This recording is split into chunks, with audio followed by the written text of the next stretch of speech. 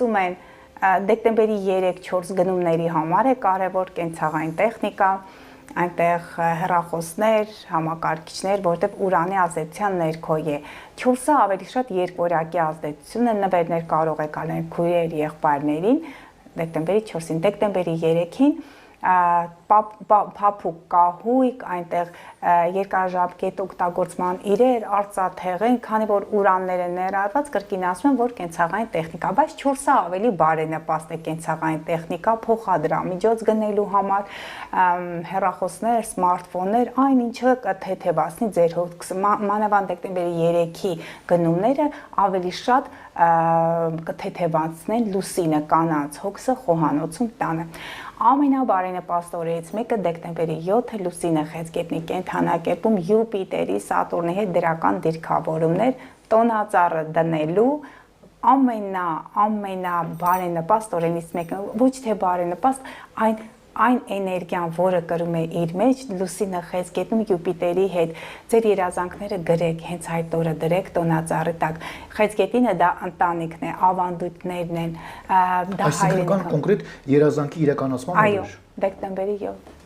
Դեկտեմբերի 7։ Դեկտեմբերի 8 լուսինը առյուծի կենդանակերպում բարենպաստ դիրքավորներ, առյուծի երեխաներն են։ Հիմա 7 թե 8։ Երկուսն էլ, միտեղ խեցգետնում, միտեղ առյուծում։ Նույնիսկ 9, այդ 3 օրերը եւ տոնածառ դնելու, եւ երազանքներ պահելու։ Օրինակ դեկտեմբերի 7-ի երազանքի մեջ կարող եք խնդրել, որ ունենաք բնակարան, վերադառնաք հայրենիք։ Եթե հայրենիքից դուրս եք, ձեր տունը, ձեր օջախը ստեղծեք այնտեղ, որտեղ մարդիկ կան արդեն ինչ չեն ցանկանում, հա։ Դա իրենք աղեղնավորներն են, իրենք խոյերն են, ջրհոսներն են, ազատության նշանն է։ Նրանք ցանկանում են աշխարհի տարբեր մասերում ունեն, որտեղ որ լինում են, թող արարեն, բայց հայ անունը բարձր պահեն։ Դեկտեմբերի 8-ին առյուծի կենդանակերպում աղոթեք երեխա ունենալու համար, եթե դեկտեմբերի 7-ը սերնդի շարունակման համար է բաներն, դեկտեմբերի 8-ը լուսինը առյուծում երեխա ունենալու համար, ճոխություն, այդ ընտանեկան,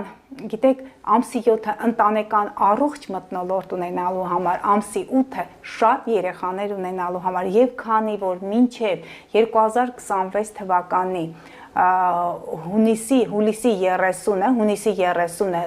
Յուպիտերը գտնվելու է խեցգետնի կենդանակերպում, ես հորդորում եմ մեր հայ մայրերին, հայ հայրերին, ունեցեք երեխաներ, թող հենց այդ 2-3 օրվա բեղմնավորումից ծնվել արու եւ նույնիսկ եթե արու չեն, գեղեցիկ աղջիկներ, հեզաճկուն աղջիկներ, ամսի 7-ին իգական սեռի համար է բարենպաստ,